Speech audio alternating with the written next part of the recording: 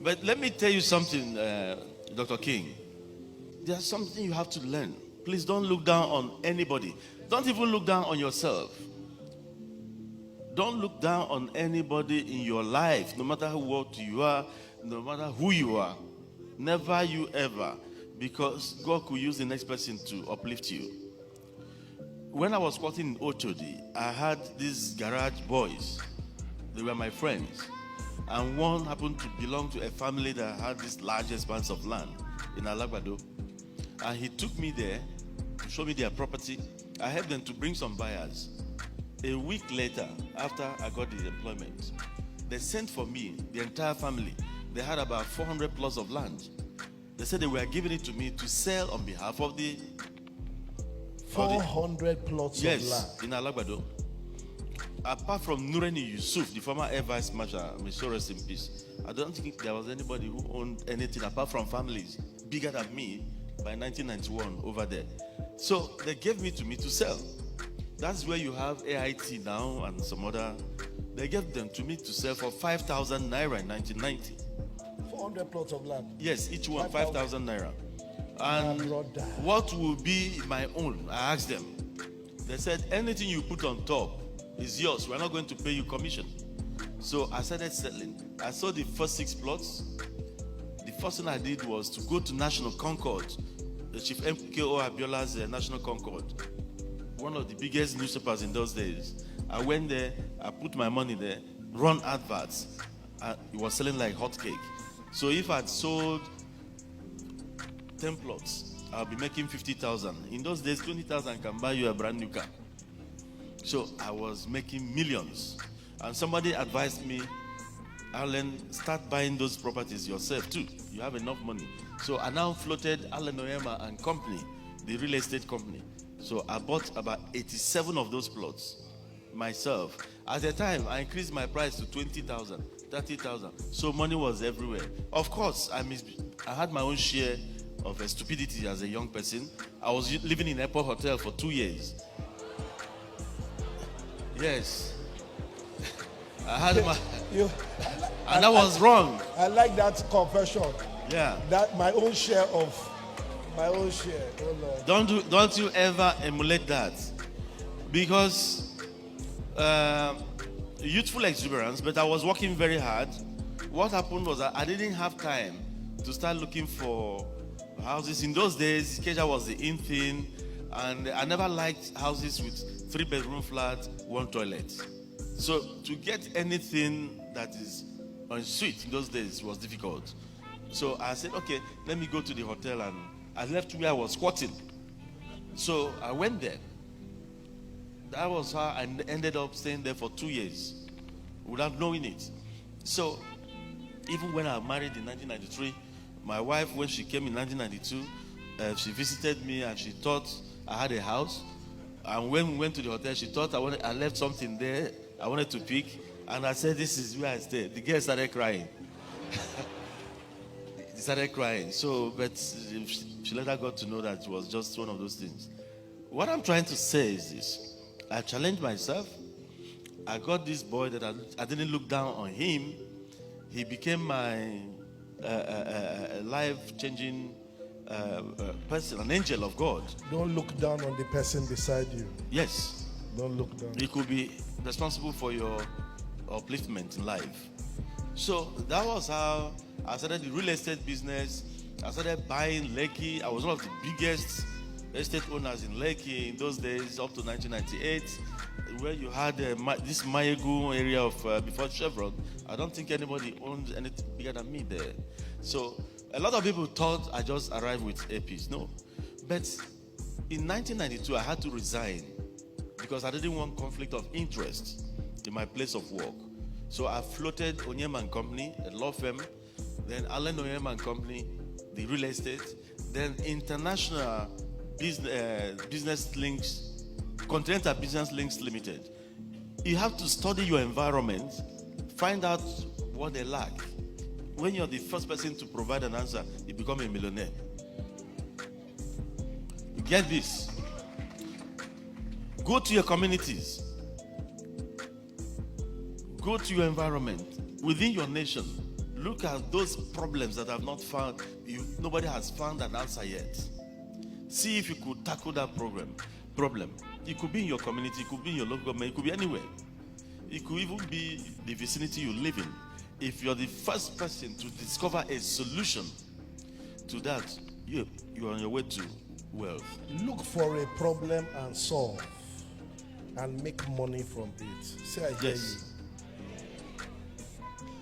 So, I floated Continental Business Link Limited. In those days, some of these importers, they didn't have links to manufacturers abroad, especially South Korea. So I got Korean businessmen. I did a trade exhibition at the Federal Palace, brought all these traders who would want to go into importation. They were paying me, going through me to import. And I was charging my commission, making legitimate money, bringing in Korean factories here. And they were exhibiting. The Koreans were paying me, Nigerians were paying me, millions rolled in. I'm talking about, I made my first millions at the age of 25. That was why I married very early too. I married at the age of 26. You married at 26? Yeah. My parents made sure I married at 26, but I was making too much money and many, understand. I understand. But I was a good boy. So, from there, I went into import and trade business. That's Every Child Limited. I was importing electronics, wholesale electronics into the country. I was discharging at the Hebrew Jetty in Apapa. We were selling in containers and all that. So I've always been there. But one thing I've noticed with me is the penchant for peace. While I was doing all this, anywhere I saw crisis, I used to put my head inside. Why did I name it Airpeace in the first place? I've told you, most of my businesses is Peace This. I'm the owner of All-Time Peace Media Communication. I'm the owner of the International Center for Nonviolence and Peace Development. Most of my businesses are Peace This, Peace That. So when I wanted to float the airline, I started asking myself, what then? Peace divine?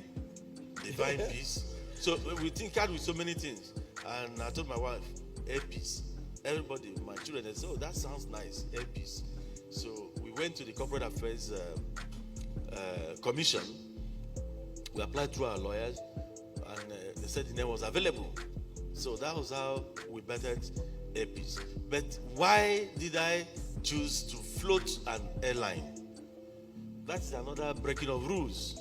Trading where even the brave ones fear to tread on.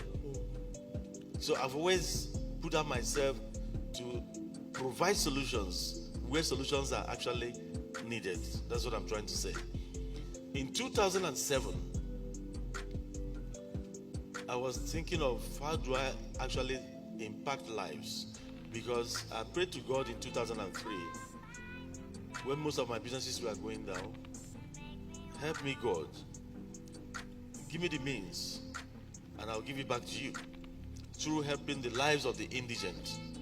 So one of the things we did was giving people money, do this business, do that business, and they will come back some months later to tell you, oh, that money. They tell you stories. So my dad said, why not look for some kind of thing? My businesses were making billions, but they were not creating the number of jobs I would like them to create. There are some businesses you sit down in your house and be making billions, but you're not impacting several people. It was then somebody said, why not go into aviation? That one jet could give 1,000 people jobs. That was how I became passionate. I didn't go into the airline because it could give me billions. I went in there because I believed it could give jobs. Then I started studying. I trained myself on it. So in 2013, I bought my first plane. I bought the first 3 planes. They happened to be Donia jets. I took Bola Abaton, the owner of Air First Aviation. He was running charter operations. He was my consultant. So when we bought the first 3 planes, I bought one in France, bought the second one in Germany. We went to the US, bought 3 planes, 3 Donia 328 jets. We got back to London. I bought champagne. I don't drink alcohol. I said, but let's celebrate, let's pop. So these 3 jets now can give jobs to 3,000 people. Bolahao said, no. I said, but that's what I told you. He said, no. That these 3 jets, they were executive jets. That's for charter. He said, you only need 3 beautiful girls to market them. You know, charter was booming. The charter business was booming. You don't need any staff. What you need is 3 beautiful girls for marketing. Get two sets of pilots for the plane. That's all. You could be making $200,000 every day on each of those planes. He thought, I was angry. He's alive. We fell out that same day. He said, he calls me chief. Chief, why? Why are you angry? I said, but this is not what I told you. I said, I want to employ people, not to enrich myself the more. He is alive. His name is Bolahon Abaton. So he said, in that case, what you want to do is to buy Boeing. You want to go into full-blown airline. I thought it was charter. I said, yes, if that one could provide job. We were supposed to come back to Nigeria the following day. We had to go back to America. We went back to Texas to go and meet Jetran, Douglas Jaffe. We said, we've come back again. What is the problem this time? We want to buy Boeing. He said, why do you want to buy Boeing? I said, I want something that could give jobs to my people. He now looked at me. The white man looked at me and said, don't you think it's a dangerous field for you to venture? Airlines don't last in your country. And there's no gain in airline business. I said, I know, but it could give jobs to people. The man stood up and hugged me. He said, this is the first time a Nigerian will be coming here. The man is a billionaire in dollars. They sell planes in 200s. So he came to me and said, this is the first time a Nigerian will be coming here. I'm talking about his people. I'm going to help you. So, if I tell you the amount I paid for my first 4 Boeing 737, it's only God Almighty. You can explain it. Peanuts. That was how I started with 7 planes. And that, it happens that is the first time any Nigerian airline will be starting with more than 2 planes. I started with 7. And you packed it for almost 1 year. So. And they didn't give me license. Shebi, they say my airline belongs to Mama Peace. Mama Peace was in power, yet I didn't get license for almost 2 years. Is that possible?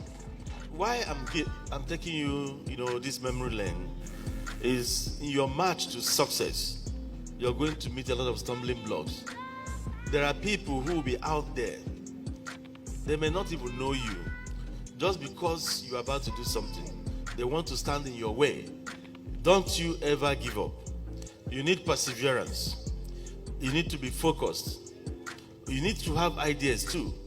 You need to process your ideas yourself. That is the only thing you've got. And you need your God also to protect whatever you are trying to do. Air Peace today is the largest airline not only in Nigeria but in the whole of West and Central Africa. And in May, we shall be receiving our first batch of 13 brand new planes. Nobody can stop us as long as God is on the throne, because God will remain on the throne. But one thing I leave with you today is this. 1, think of how you can touch lives of other people other than yourself. You might think you're nobody. If you have 1,000 naira, there's somebody who doesn't have even a penny. Out of your 1,000, try and see how you could benefit that other person who doesn't have any. You don't need to be a millionaire to start thinking about selflessness. You need to be selfless in your thoughts, because even the Bible says, love thy neighbor. You need to be selfless in your thoughts. You must try at all times to be patriotic to your nation. You must seek those things that add values to the community, to the society you live in. Put yourself last in your considerations, and the rest will be history. God bless you all. Thank you.